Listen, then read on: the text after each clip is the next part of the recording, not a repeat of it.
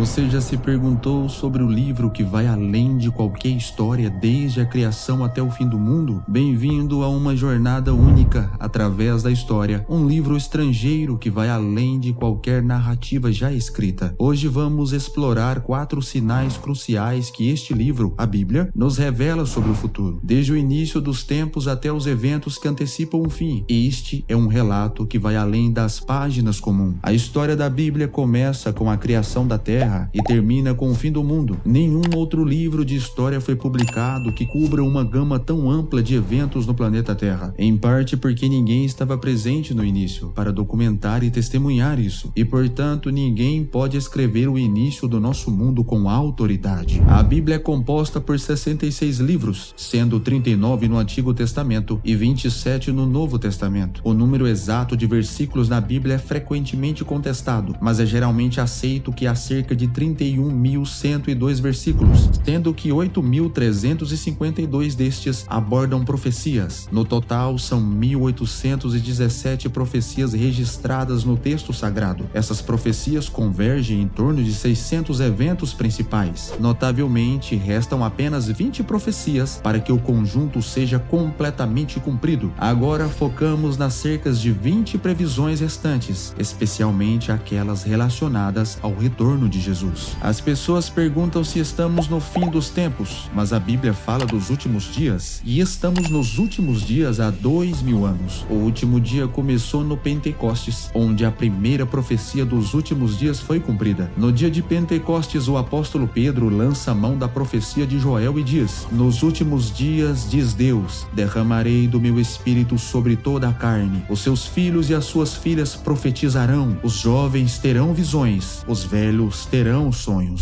Em Mateus capítulo 24, os discípulos se aproximam de Jesus secretamente quando ele estava sentado no Monte das Oliveiras e disseram: "Diga-nos quando tudo isso acontecerá. Qual sinal sinalizará seu retorno e o fim do mundo?" Jesus os alertou dizendo que não permitissem ser enganados, pois muitos se apresentarão em seu nome, proclamando ser o Messias, enganando muitas pessoas. Ele também mencionou que haveria notícias de guerra e ameaças de guerras, mas enfatizou que não deveriam entrar em pânico. Jesus disse a eles: "Essas coisas devem acontecer, mas o fim não virá imediatamente. A nação irá à guerra contra a nação e o reino contra o reino. Haverá fomes e terremotos em muitas partes do mundo, mas tudo isso é apenas a primeira das dores de parto, com mais por vir. Então você será preso, perseguido e morto. Você será odiado em todo o mundo, porque você é meu seguidor, e muitos se afastarão de mim, trairão e odiarão uns aos outros. Muitos falsos profetas aparecerão e enganarão muitas pessoas.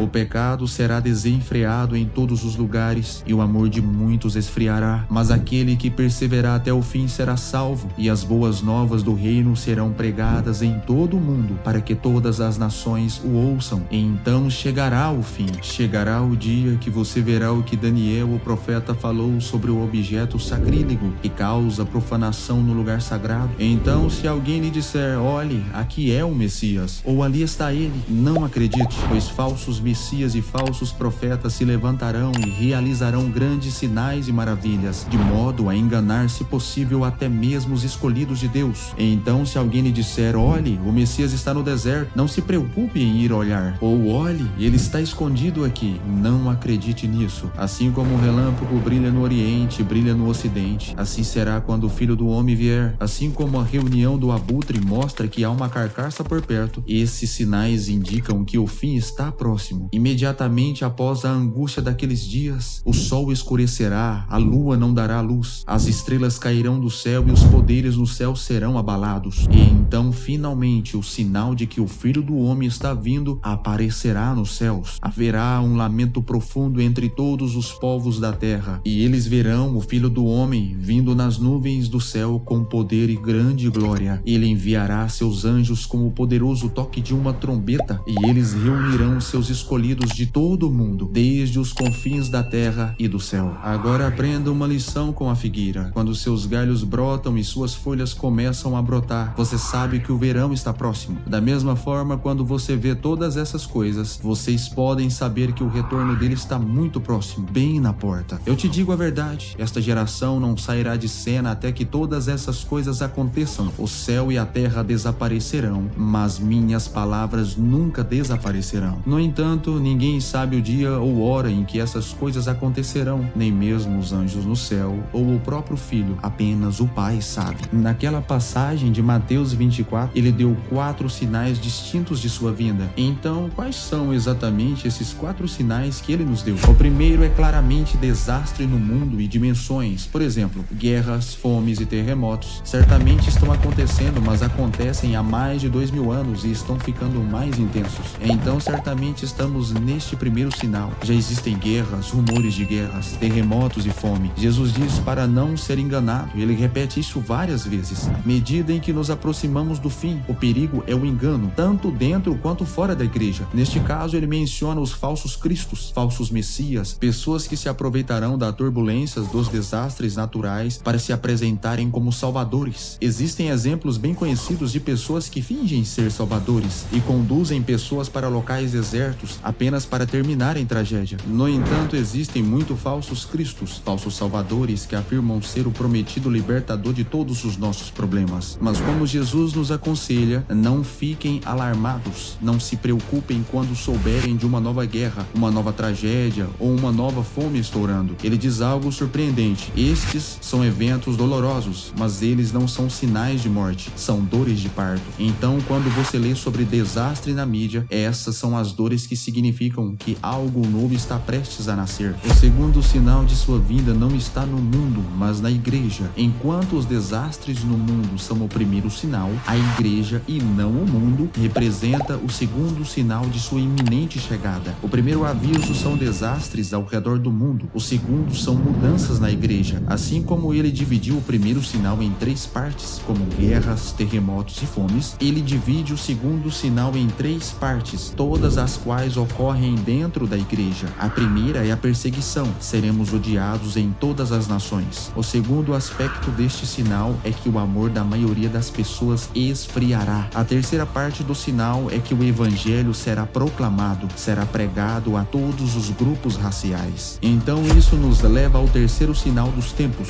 que é a angústia de Jerusalém. Geograficamente será muito limitado. Nesta passagem, Jesus cita as profecias de Daniel, e há um personagem nas profecias de Daniel referido como a abominação da desolação. Daniel menciona isso 3 vezes. O que tudo isso significa? Qual é o problema? Trata-se de um ser humano, um homem que se estabelece na própria cidade de Deus, chama a si mesmo de Deus e se recusa a aceitar a vontade de qualquer outra pessoa acima da sua própria. Um tirano cuja chegada terá ramificações globais, mas estará centrado em Jerusalém, a cidade de Deus, o lugar sagrado. Então Jesus diz que o quarto sinal de sua vinda virá imediatamente depois disso. Então saberemos, e quando ele vier, estaremos prontos. Quando esse sinal chegar, não haverá perigo de falsos profetas ou falsos messias. Não haverá engano, será rápido demais. O que acontecerá é que toda a luz natural será desligada, o sol escurecerá, as estrelas cairão. Há muitas previsões sobre isso em toda a Bíblia. Isaías diz que os céus se enrolarão como um tapete. Todas as estrelas do céu serão dissolvidas. Os céus serão enrolados como um pergaminho, e todas as suas estrelas cairão como folhas murchas da videira. Como a folha da videira, a luz natural desaparecerá, deixando apenas a luz artificial para iluminar a terra. O que está acontecendo? As pessoas podem perguntar: o que está acontecendo? Os cristãos exclamarão: o sol, as estrelas e a lua pararão de brilhar pouco antes disso acontecer.